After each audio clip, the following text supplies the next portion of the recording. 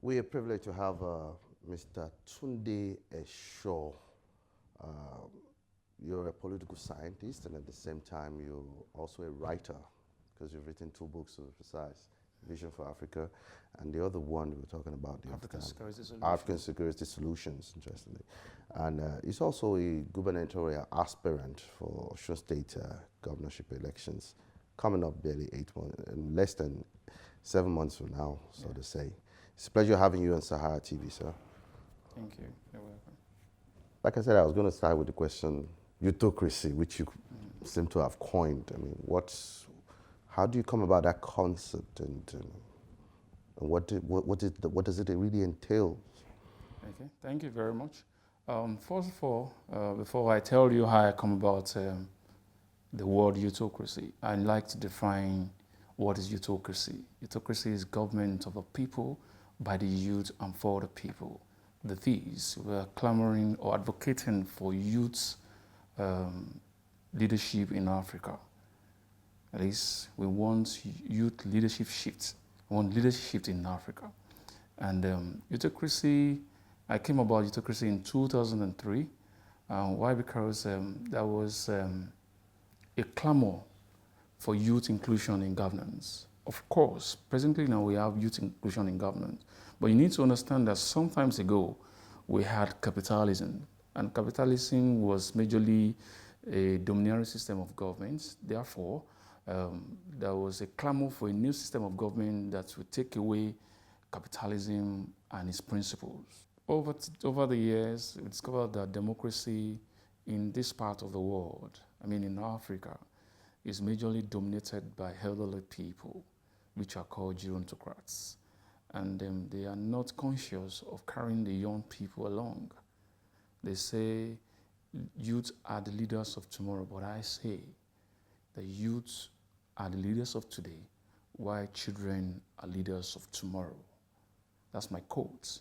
And because democracy has become dominated by elderly people, there was a clamor for another new system of government that will take away democracy,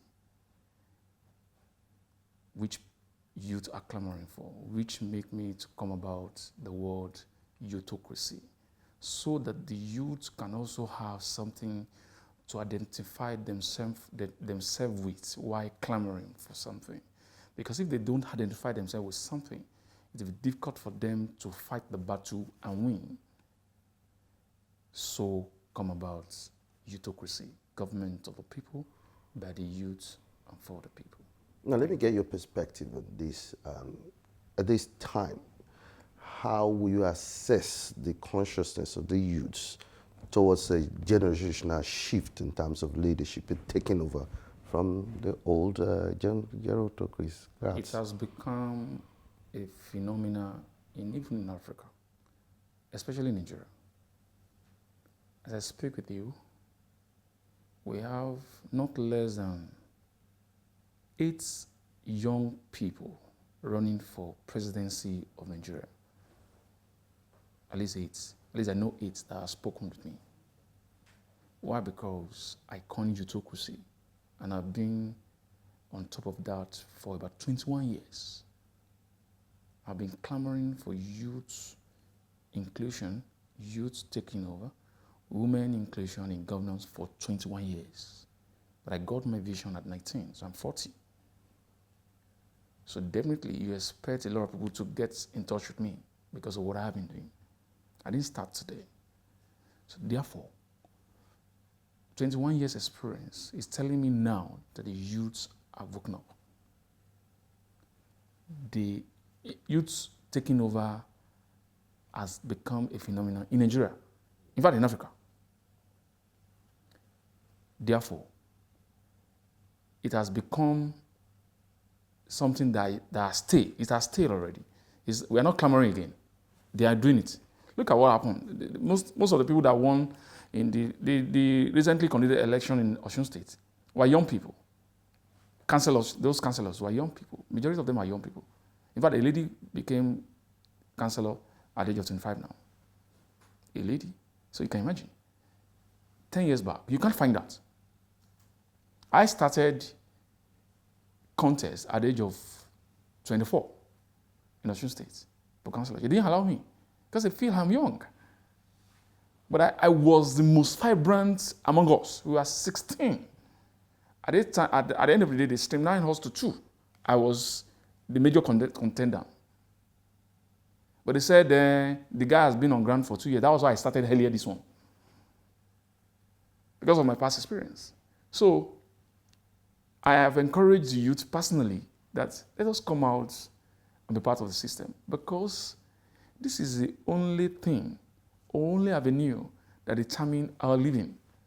So if you are not part of decision making, whatever decision they make, it will guide you. You'll be guided by it thereafter. So you have to be part of it. Go to your local government, be part of decision making, contribute. It's not about money. I was at University of Abuja when State University came together to give me an award for what I am doing, for sensitizing youth to come into governance, for fighting or advocating for youth taking over in Nigeria and Africa. I told them that you don't need 100 billion to start. And if you don't start, you can't be great. If you are waiting to be great to start, you will not get anything. Now, let me quickly take you up on that. I mean, one of the major challenges militating against youth's participation, according to research, has actually been political machinery, as well as finance. Now, youth who doesn't have this, how do they combat these challenges? You don't have the, despite, I mean, based on the fact that there's so much poverty in the country. Yeah. I'm a typical example of whatever you are talking about on the youth. I didn't have billions to start, but I started. I came with someone here who have not given any thousands of naira, but he has believed in what I have upstairs. I said it again at that conference in Abuja, that Obama never had money, but he had an idea to sell. So somebody said ethnicity, nepotism, tribalism and all that. When you have an idea to sell, both Igbo, Yoruba, white, black, and green will support you because you have an idea to sell. And that was what brought about autocracy that I'm selling. So a lot of youth are interested in that idea, not the money I'm ready to give them. So you should get an idea. That is, you must have a vision. If you have a vision as a youth, you'll be outstanding. Perhaps, let me take you back to history. But people who attained independence were young people. They never had money to do it. But because they were dexterous, they had vision, they had energy, they were able to synergize and go to independence. So why are we talking about money to run governance? Of course, you need money for logistics. Money brought me here. Without money, I can't get here. So you need, of course, you have money for logistics. But not go and begin to accumulate money for bribery or something, try to buy people's conscience and all that. Perhaps, freedom fighter, don't buy people's conscience with money, but with their integrity, maintenance of dignity, vision, and consistency. That's my quote. Freedom fighter. If you're a freedom fighter, look at it. Abraham Lincoln, Nelson Mandela, Adolf Hitler, Bill Gates, Bill Clinton. They didn't buy people's conscience with money. They bought people's conscience with service, vision, integrity, dexterity of purpose. So that's the case. Yeah, it's quite insightful. And then one begins to wonder, has Nigerian politics matured to that level? Nigerian politics are already mature to that level. Because I mentioned here that our people who got our independence never had money. Awolowo, Nnamdi Azikiwe, Ahmadu Bello, they are not billionaires, but they have something upstairs to offer. So people followed them. And in the process, they got money. There's no service that will not get that you will not get a reward thereafter. There's no service that you won't get a reward. Jesus Christ was also a Messiah. He never had money. Muhammad never had money. Ifa, Sango, Oracle, all those people, they never had money. But they had a vision, and people followed them. People assisted the vision, and it comes to bear. So, the issue of getting to that stage, we are in the stage already. It's just because we need to encourage more young people who had vision or to get vision and come into politics of our country or governance or leadership and God. Now, away from that, based on your book talking about security solutions, Yes. How will you assess the security architecture of the country considering the spate of killings by hitmen in recent times? We get it wrong somewhere. Where do we get it wrong? And that's the solution to the problem. The youth constitute the larger population of every country. If you decide, if a country decides not to take care of the youth, there will be a problem. Take care of the youth. Recognize the youth. Let there be inclusion of youth in governance. And they can talk to their peers. It's easy to talk to me when I become the governor of my state. Are you with me? But an elderly person, I will have to see Mr. A, Mr. B. It's easy to come and say, Tunde, how are you now? What's wrong with you? But can I call another person and say, how are you? What's wrong with you?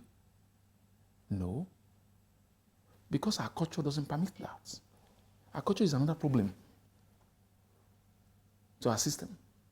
And we need to fix electricity. If we fix electricity in Nigeria, we have fixed 75% of our problem. In fact, in Africa, if electricity can be fixed, there won't be insecurity problem in our continent. How? For instance, in your own community, in your own street, if electricity has been fixed, you don't need the government to come together and buy a CCTV camera. Because if electricity is not fixed and stable, if you buy a CCTV camera, how do you power it to watch what is going on in your street? Meanwhile, if a CCTV camera has been fixed either by your community members or the government, then with a stable electricity, the thieves or the criminal will be conscious. Therefore, they will restrict from perpetrating animalistic tendencies. Are you with me? Education will come into play. So we need education. Are you with me?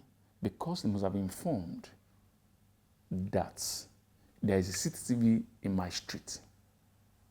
If they perpetrate any evil act, they will be caught. Can you see it? Education and electricity, that will fix unemployment. Then the youth will not fight again. That's interesting. But considering the fact that so much have been expended on rural electrification generally in Nigeria, and most of these funds have actually been siphoned away by corrupt elements.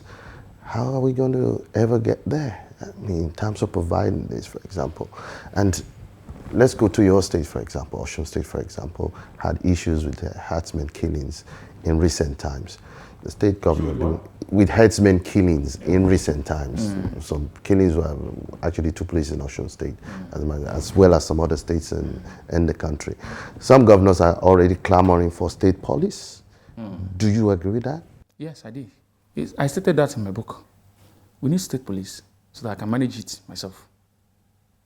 Okay? We need community policing. I mentioned it in it. Yes. We need community policing. We need state police. Not only community policing, as in all these agbekoyas and all that. I don't know what you call them. All these vigilantes. They need to be involved. Because they know who is who in their community. You need to empower them. You need to reckon with them. If they are reckoned with, they will fish out who committing crime in their community. It's very important. Community policing, we need community policing, what's it called? State policing is very important. Now, you mentioned my state. Osun State is a civil servant state. And people have been saying, maybe you're still going to ask a question, but I won't say it. People have been saying, how do you manage the state if you become the governor? Very easy. We have large numbers of natural resources untapped. At least we have about 350 untapped natural resources. Ordinary, the natural resources used to, that's Vespa, used to produce tires, and breakable plates is enough to solve the problem. In fact, to solve the problem of Nigerians. Are these available in commercial quantities? It's available everywhere. It's in Osun, it's in the bush, it's in the bush. You just need to go to the forest, you see that. But people don't have knowledge about it. The government are not doing well to educate the people. You need to educate people about what you have. Let them tap into it. You benefit from them. Okay? You tax them, they'll be taxed. They'll pay tax. And use that to solve some problem in governance. Perhaps industrialization is very important. I have started talking to foreign investors. I have spoken to about 3 of them now who came to visit Nigeria. I spoke with agri-practice. Okay? They want to try and do something on agri in Osun State. We're working on it. Maybe in 2-3 months' time, we want to start that in Osun State. How many of our government doing that? The major interest is on oil. Something fast, they can get money and move on. Why not? Why? So that's why I'm saying that we need young people with new ideas who can bring new things on board. The old people want to do it the same way they've been doing it. They are not energetic to run around. This is somebody who is energetic, who bring up new ideas, and dividends of democracy will be shared equally. Are you with me? So we need somebody who will introduce industry into the states. It's very easy. We have lands. We have a lot of things we are discussing that we're going to introduce. Still, I've met with a lot of people, but I won't discuss that idea here because another person will tap it and before you know it. But I've just told you that basically industrialization is very important and it's easy to do. People will say there's no plastic industry in Osun State. No. So didn't they use plastic? They use plastic bale and plastic plates in Osun State. So you transport it from somewhere. You get what I'm saying? That will produce or reduce unemployment in the States. If you have just one single only plastic industry in Osun State. You have a lot of that at Songwater there. Why not speak with them? And let them replicate that in Osun State. Easy. Give them land, they will pay tax. And our citizens will benefit. Àbí? Simple. I don't keep that. What's your perspective on the 7 years of APC governance in Osun State? For me, like I've always said, every governance will come with their own idea. And they do according to their own capability. That is what they think they can do to display how efficient they are. So let's clamor for new ideology instead of saying they've not done. Okay, they've not done well. What are they supposed to put right? I have mentioned it. What are things we needed in the state? I've mentioned it. What are things we need to make the state more viable? I've mentioned it. So assessing them, I think it's irrelevant presently. But your party has actually come out in recent time to actually denounce the APC governments. And are you distancing yourself from your party's APC have not done well. That's the basic. They have not done well. They have not done well. For example, in recent time, your party, PDP, has said that education went from 5th position in 2010 to 29th and 33rd in ECWA and WAEC. Yes. Health and Human Services went from That's true. UNICEF rating from 3rd to 35th. They've not done well. Water supply, rural electrification certification went down by anyway. 3%, and a lot of. I mean, how do you intend to reverse this? I mean, what are you? I have said earlier, diversification of economy. Bam! You solve the problem. Only. Social inclusion, that's under diversification. I'm explaining diversification of economy now. Social inclusion, the factor of diversification of economy. Social inclusion, business growth, and development. Industrialization. So let's diversify our economy. Then there will be growth. They're not doing that. They only leverage on the oil alone and federal allocation. How can?